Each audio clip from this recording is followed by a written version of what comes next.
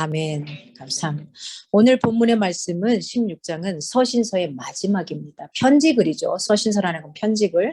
편지글의 마지막 글로 고린도전서가 오늘 끝나게 됩니다.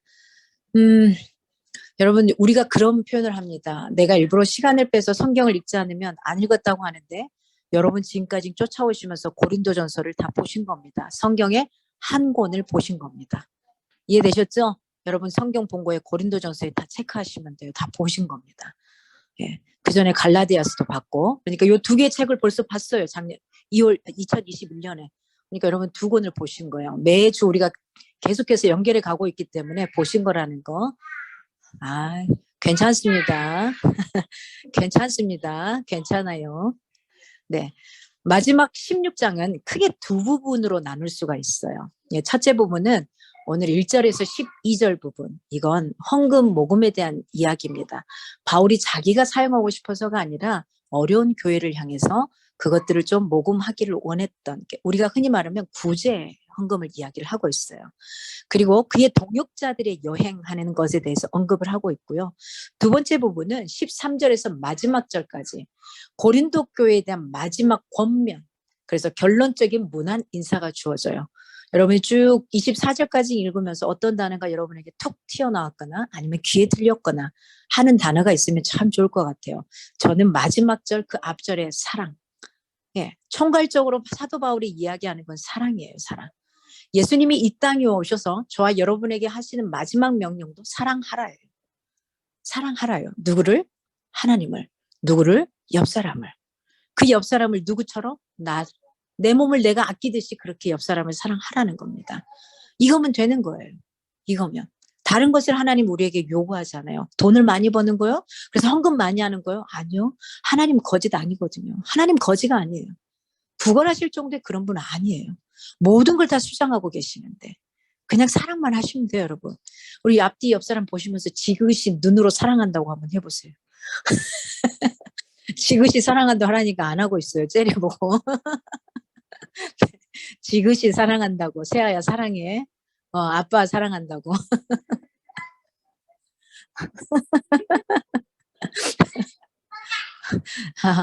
너무 좋습니다. 오랜만에 어린아이가 있는 교회 현장을 봐가지고. 네. 그래서 고린도 교회에 대한 마지막 권면, 그리고 결론적으로 문안 인사를 드리고 있어요. 예수님과 동행하게 될 때 우리 안에 일어나는 가장 큰 변화는 그게 뭐냐? 주님께 하듯이, 하나님께 하듯이 서로 섬기는 겁니다. 그러니까 내가 뭘 잘한다 못한다, 하나님이 기뻐하실까 안 기뻐하실까, 돈을 많이 벌어서 헌금을 한다, 이것의 기준이 아니라 어떻게 해요?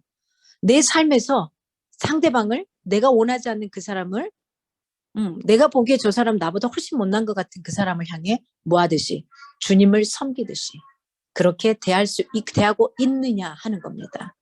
우리가 다른 사람을 대할 때 주님을 보고 그 사람을 섬기는 겁니다.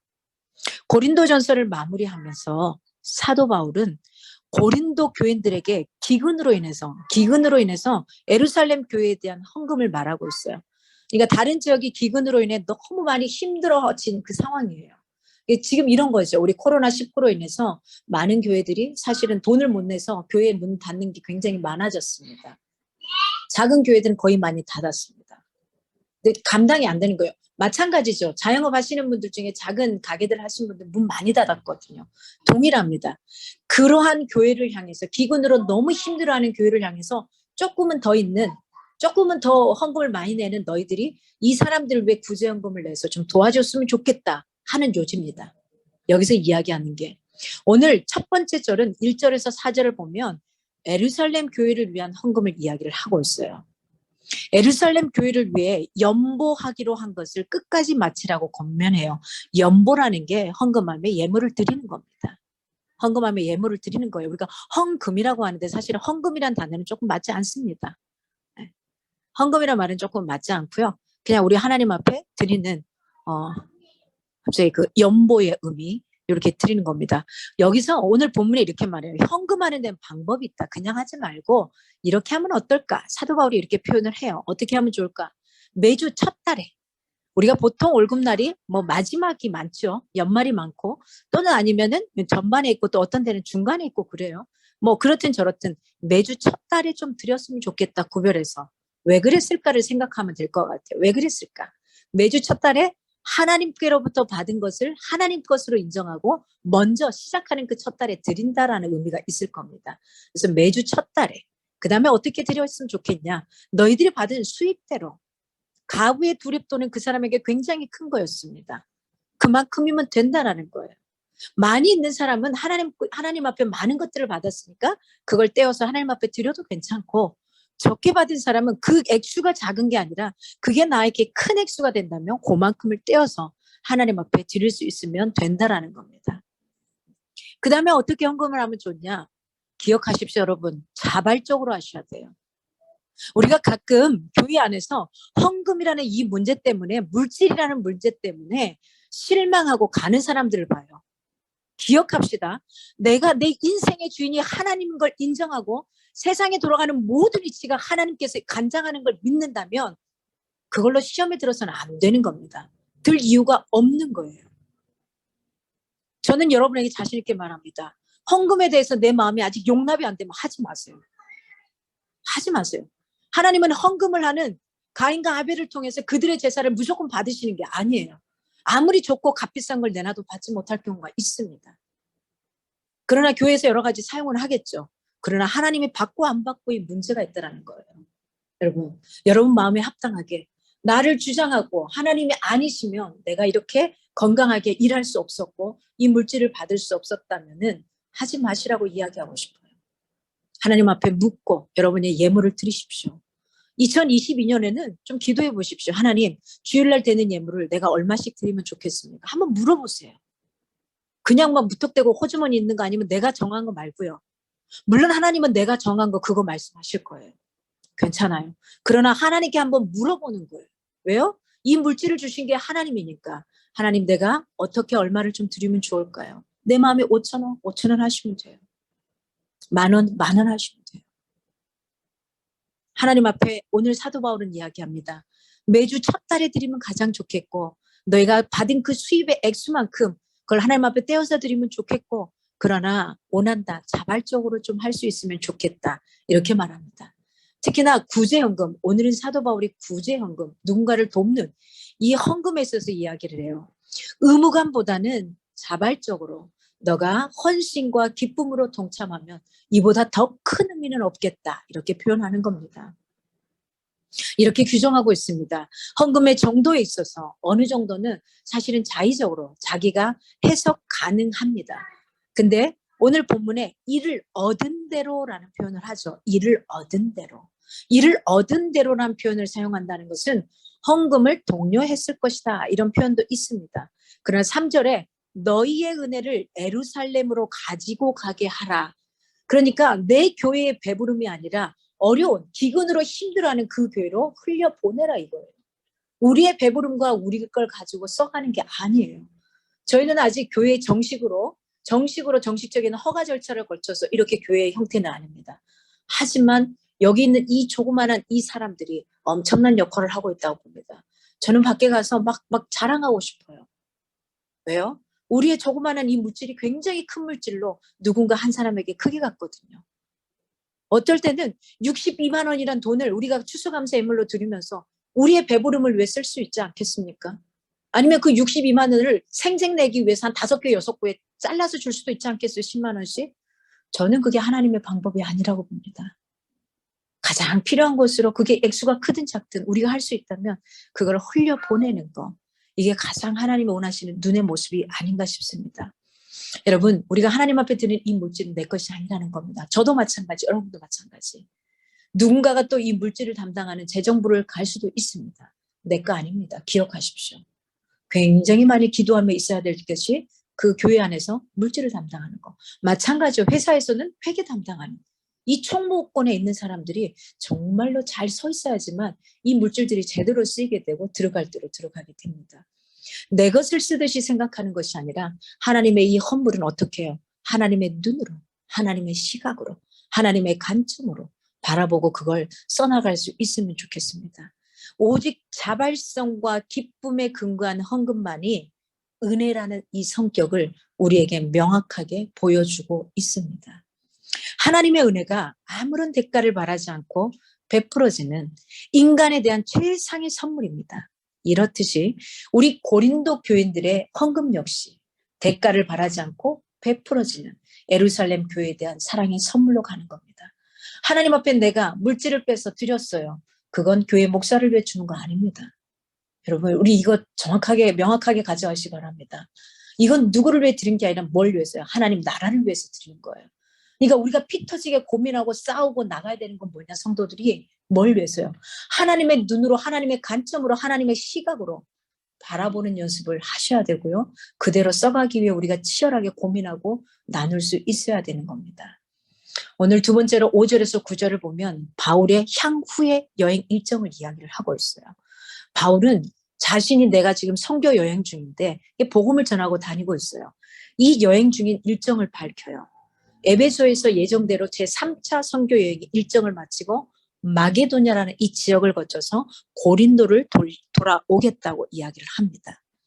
사역의 현장에서는 항상 환영받는 사람들도 있어요. 그러나 환영받지 못하는 사람이 있어요. 여러분 좀 불편한 사람도 있잖아요. 그동안 스쳐 갔던 사역자들 생각해 보세요. 스쳐 갔던 사람들. 누군가 온다고 하면 마음 졸이며 기뻐하며 막 치우고 쓸고 하는데 누군가 온다 그러면 후자가 온다 그러면 어떠죠? 치우기도 싫고 그냥 밖에 나가서 그냥 밥 먹고 말지 뭐 이럴 수도 있고 여러 가지 불편함이 있습니다. 어떻습니까?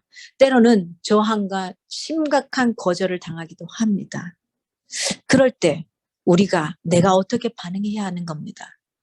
인간적인 윤리 도덕적인 모습으로 단순하게 그 상대방이 싫어서 불편해서 그걸 거절하는 것이 아니라 어떻게 해요? 하나님의 눈으로, 하나님의 시각으로 내가 불편하고 멀리 돌아가야 될지도 모르지만 그 자리가 필요하다면 그 자리를 가보는 거, 그 자리를 가주는 거, 내가 불편하지만 그 사람과 함께 해주는 거, 내가 힘들지만 물질을 사용하고 만들어주는 거, 이게 하나님의 눈일 겁니다. 예수님의 시각일 겁니다. 여러분, 우리 이렇게 살아갈 수 있었으면 좋겠어요. 말만 번지름하게 내가 하나님을 믿는다고 그렇게 살아가지 않았으면 좋겠습니다. 왜 우리가, 교회 다니는 우리가 세상 사람들에게 손가락질을 당합니까? 그건 우리도 손가락질하지 않기 원합니다. 저 사람이 못났다고 해서 손가락질 않기 원합니다. 그건 결국은 내 얼굴에 침 뱉는 겁니다. 하나님의 얼굴에 침을 뱉어주는 격입니다. 그게 아니라 저 사람이 저렇게 살지 못한다면 그렇다면 나는 어떻게 살아갈까? 이것까지 우리가 끌어갈 수 있기 원합니다. 어떻게 살아갈까? 어떻게 하나님을 예배할까? 어떻게 헌금을 할까? 어떻게 상대방을 도와줄까? 어떻게 나아갈까? 이 사고방식을 가지고 살아갈 수 있으면 좋겠다 싶습니다. 오늘 10절에서 12절에 보면 중요한 인물들이 나옵니다. 디모데와 아볼로가 나옵니다. 바울에 있어서 이 디모데는 엄청난 오른팔과 같은 존재입니다. 그러니까 어디를 보내도 이 디모데를 나 대신해서 보내면 나보다도 더 그 역할을 잘할 것이다 하며 그렇게 리더로 세웠습니다. 근데 이 디모데는 나이가 조금 어렸어요. 그래서 사람들이 가면 되게 업신여겨요. 저도 20살 때부터 전도사를 했습니다. 그래서 지금 여기 특성도 하시고 드럼도 치신 우리 리더님 두 분은 제가 상당히 어릴 때 조금 나이 있어서 봤구나. 어릴 때 본 게 아니었네요. 그렇죠? 한 30대 때 봤겠네요. 잘 모르겠습니다. 예. 20살 때 보고. 20살 때 본 사람들이 지금 장가 가고, 시집 가고, 그래서 얘도 있고 이럽니다. 네. 하여튼 제가 20살 때부터 전도사를 하다 보니까 교회 부임하면 목사님들이 꼭 교회 중직자들 두고 하는 말이 있어요. 먼저 이거 보세요. 첫 번째. 전도사님처럼 보이시면 손 한번 들어보세요. 아무도 안 들어요. 이걸 꼭 목사님들이 물었고, 두 번째는 어리다고 무시하지 마세요. 이 말을 교회 중직자들에게 꼭 표현해 주셨던 것 같아요. 제가 워낙 나이가 어렸기 때문에. 근데 한 번도 제가 그 나이 어리다는 것에 대해서 업신여김을 받아본 적이 없습니다. 그만큼 성도들이 저를 인정해 주셨고 영적으로 이렇게 받아주셨던 것 같습니다. 여러분, 바울은 디모데를 보내면서 그를 굉장히 따뜻하게 맞이해 주기를 성도들에게 이야기하는 겁니다. 내가 꼭 가야 되는데 내가 지금 다른 지역을 돌고 있어. 그래서 조금만 좀 참아주면 좋겠어. 나보다 훨씬 나은 내 제자 오르파를 디모데를 보낼게. 그가 나이가 어리다고 업신여기시나로 훨씬 하나님 앞에 서 있는 사람이야 이겁니다. 근데 형제 아볼로가 나와요. 아볼로는 당분간 내가 고린도로 가지 않겠다는 겁니다. 우리 고린도전서 서두에 그거 나오죠. 누구는 아볼로파, 누구는 바울파 이거 나오죠. 그 교회에서 이 아볼로는 이미 우상처럼 돼 있었던 겁니다. 아볼로를 따랐던 그 라인이 있었던 거예요. 아볼로는 나의 인기를 위해서 그 자리를 가겠다고 하지 않습니다. 하나님의 시각으로, 하나님의 눈으로, 하나님의 관점으로 나는 가지 않겠다. 오히려 나를 좋아하는 사람들은 나의 줄에 쫙 서서 나를 맞이할 거지만 나에게 있어서 분파를 가지고 다른 쪽 파로 있는 사람들에게는 분란을 일으키는 그 현장, 그걸 하지 않겠다는 겁니다. 그래서 아볼로는 내려놓습니다. 디모데가 고린도에 도착하면 불안 없이 머물도록 배려해 주십시오 라고 부탁을 하는 겁니다. 디모데는 바울 자신과 같이 주의 일에 힘쓰는 자라고 추천을 해요. 내가 어디에 내놔도 괜찮은 사람이야. 저는 여기서 함께 예배하는 여러분들이 다 이런 디모데 같은 리더가 되기를 바랍니다. 우리는 그렇게 돼야만 합니다. 저도 마찬가지입니다. 저도 하나님의 디모데가 되어주는 거고 여러분도 또 하나님의 디모데가 되어주는 겁니다. 그러기 위해서 우리는 같은 공간에서 같은 말씀을 듣고 같이 한번 나아가 보는 겁니다. 여러분, 디모데를 평안히 영접하며 머물게 하기를 재차 부탁합니다. 그가 돌아올 때 고린도 교회 보낼 자도 함께 보내라고 말합니다. 아볼로에게 고린도에 가도록 여러 차례 권면합니다. 그러나 그 아볼로는 가지 않습니다. 의향을 보이지 않습니다. 어쩌면 저 같으면, 어쩌면 우리 같으면, 어쩌면 사람이라면 나를 좋아하는 그 파들이 있는 그곳에 가고 싶지 않겠습니까? 거봐. 이러면서 가고 싶지 않겠어요? 근데 아볼로는 그러지 않습니다. 하나님의 시각으로 오히려 분란을 일으킬 것 같은 자기를 따르는 그 권속들을 향해 멈춰주는 겁니다. 아볼로가 바울에게 종속된 선교 동역자가 아니라 오히려 독자적인 선교 사역을 펼치고 있었던 인물이라는 것, 이것 또한 보여줄 수 있기도 합니다. 오늘 마지막 13절에서 24절까지 마지막에 권면과 문안 인사를 합니다. 오늘 13, 14절은 서신서의 말미에 붙이는 믿음 그리고 사랑, 이걸 마지막 권면으로 깨어서 믿음에 굳게 서서 강건하라라고 권면합니다. 여러분, 모든 일을 사랑으로 행하기를 사도 바울은 권면합니다. 저와 여러분에게 마지막 남아야 될 계명, 예수님이 율법을 폐하시며 십계명을 걷어가시고 우리에게 딱 두 가지 계명 주셨죠. 그 두 가지 계명도 한 글자로 한 단어로 두 글자로 줄였던 거. 그게 뭐죠? 그게 뭡니까? 사랑입니다. 딱 사랑입니다. 저와 여러분을 향해서 예수님이 이 땅에 오셔서 주신 것은 사랑입니다. 사랑이 얼마나 어려우면 고린도전서 13장 전체를 가리켜서 이야기를 합니다. 어렵기 때문에 이야기하는 겁니다. 어렵기 때문에 쉽지 않다는 걸 알기 때문에 이렇게 사랑하라고 저희가 찬양 고백한 것처럼 해주는 겁니다. 내 마음대로 안 돼요. 오래 참음, 한 번, 두 번, 세 번 참기까지는 그런대로 버틸만 해요. 네 번, 다섯 번 안 돼요. 그게 사랑입니다. 그러기에 사랑하라는 겁니다. 그만큼 사랑해야 한다는 겁니다. 그리고 뭐하라고 말하죠? 무례히 행치 말라고 말합니다. 여러분 사랑할수록 무례히 행하지 않기를 원합니다. 함부로 아무 말이나 내뱉지 않기를 원합니다. 사랑하면 할수록. 왜요? 그 사람과 계속 마주보며 살아야 하는 거거든요. 여러분, 오늘 15절에서 18절 숭성스러운 스데바나 집안 사람들을 언급합니다. 그와 같은 자들, 또한 그의 주의 일에 동역하면서 수고하는 자들에게 결국은 복종하라고 권면합니다. 저도 마찬가지고 여러분도 마찬가지입니다. 목사만 주의 일을 하는 거 아닙니다. 전도사만 주의 일을 하는 게 아닙니다. 저와 여러분 똑같습니다. 다만 그걸 업적인 부분으로 특별하게 부르심을 받았다. 약간의 구별된 모습으로 가는 것뿐입니다. 저와 여러분 동일하게 서로가 서로를 향해서 복종할 수 있어야 돼요. 어떨 때? 주의 말씀 가운데 행할 때에, 그대로 행할 때에 그렇게 갈 수 있기를 바랍니다. 저와 여러분은 우리가 하나님이 아닙니다. 우리 그 착각하지 않았으면 좋겠어요.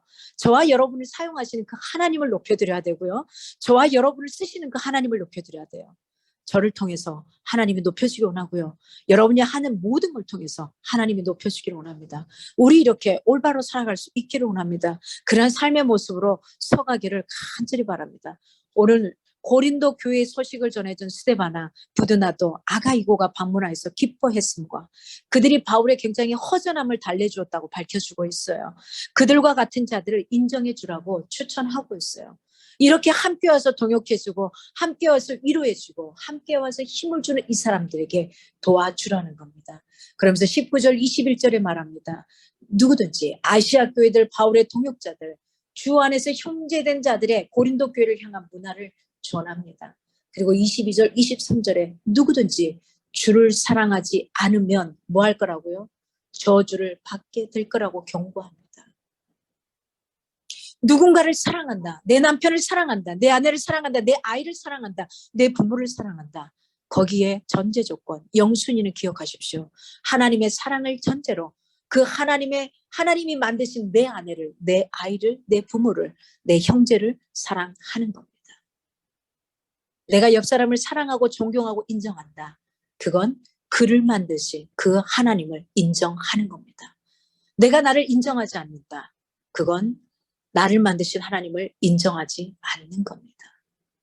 여러분, 중요합니다. 우리 함께 예배하는 여러분, 자기 자신을 먼저 사랑하십시오. 먼저 사랑하시고 먼저 여러분 몸을 잘 다스리십시오. 잘 성장할 수 있도록 영적인 것도 육적인 것도 모든 면에 있어서 깨어지지 않도록 균형을 이뤄가기를 바랍니다. 한쪽만 불편해도 걷는 게 힘들어집니다. 한 팔을 쓰지 못했던 기억이 있습니다. 한 팔을 쓰지 못할 때 그 팔만 아파야 되는데 온몸이 다 아파서 쓰러질 듯이 힘들었던 그 기억을 저는 잊지 못합니다. 옷도 하나 제대로 벗지 못하는 저를 보게 됩니다. 옷을 벗다가 한쪽으로 삐끗해지며 그 고통이 고스란히 온몸으로 전달되는 그 고통을 맛보기도 했습니다. 여러분, 균형을 맞춰가는 삶이 되기 원합니다. 영과 육이 온전하게 균형을 맞춰가기 원합니다. 여러분 정말 예수며 살아갑니다. 근데 지금 예수며 노력하며 살아가는 게 뭘 향해 그렇게 예수며 노력합니까? 육신의 껍질을 향해 육적인 모습을 향해만 그렇게 예수며 성과를 내게 달려가고 있지 않습니까? 이제는 그 성과에 왜 그토록 뭔가 나지 않습니까? 하나님을 향한 그 사랑. 하나님은 다른 거 없잖아요. 하나님을 향한 그 사랑. 그거 하나만 더해 주시기를 바랍니다. 같이 나란히 갈 수 있도록 여러분을 끌어주셨으면 좋겠습니다. 주의 재림을 주님이 오심을 영원하는 마라나타. 아멘. 주 예수여 어서 오시옵소서. 어서 오시옵소서. 빨리 오시옵소서. 주님 내가 당신을 기다리고 있습니다. 왜요? 이때 사도 바울은 주님을 직접 만났거든요. 어떤 사람이었습니까?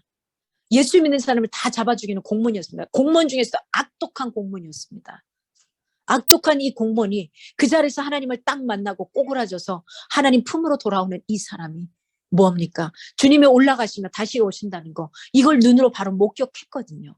그래서 이 사도 바울은 외치는 게 종말론적인 신앙이라는 겁니다. 주님이 곧 오셔. 그러니까 우리가 이대로 살면 안 돼. 이런 간절한 마음으로 썼던 겁니다.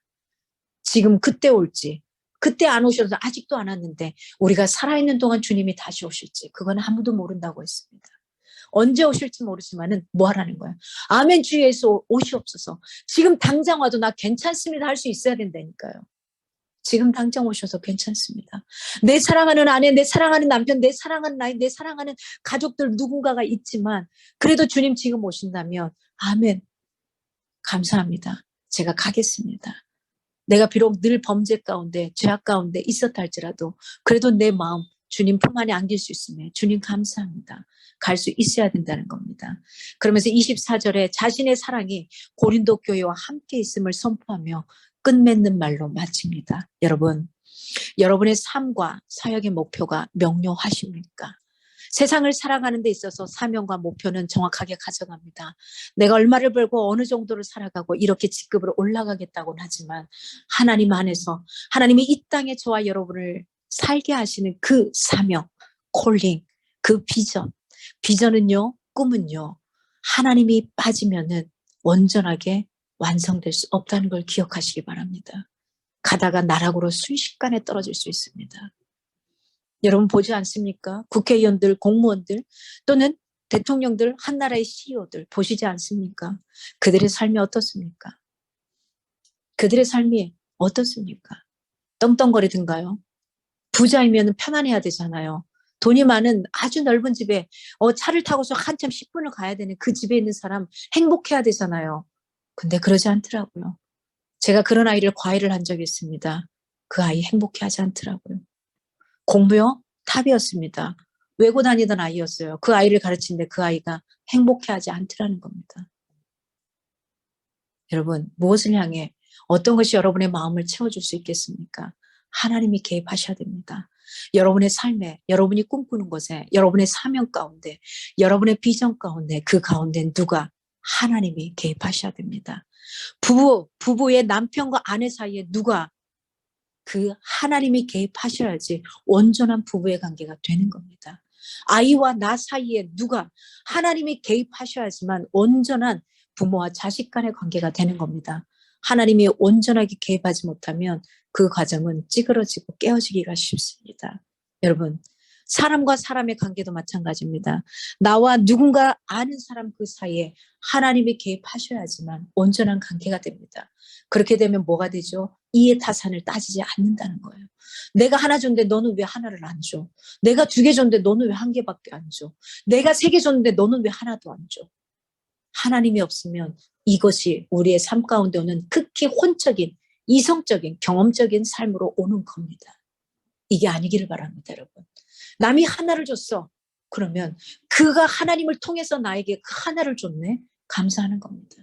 내가 2개를 줬어. 상대방에게 오지 않아. 아하, 하나님이 나에게 주신 이 마음을 그대로 흘려보냈네. 저는 지난 한 주간 하나님이 제 지갑을 계속 열게 하셨어요. 계속 열게 하셨어요. 그리고 옹졸하게 상대방을 돕지 않게 하셨어요. 있는 거 그냥 다. 없으면 그냥 카드로. 일단 그렇게 갑니다. 빚내서 했다는 거 아닙니다, 여러분. 빚내서 그렇게 하지 마십시오. 있는 거에서 내가 쓸 거에서 그냥 내가 못 쓰는 거 그냥 다 드리는 겁니다. 상대방들이 그거 모를까요? 하나님 개입하시는데. 내 마음이라면 솔직히 못 줍니다. 지금 내가 하고 싶은 거, 해야 될 거, 써야 될 돈이 있기 때문에 못 합니다. 근데요, 하나님이 주신 그 마음이기 때문에 가능한 겁니다.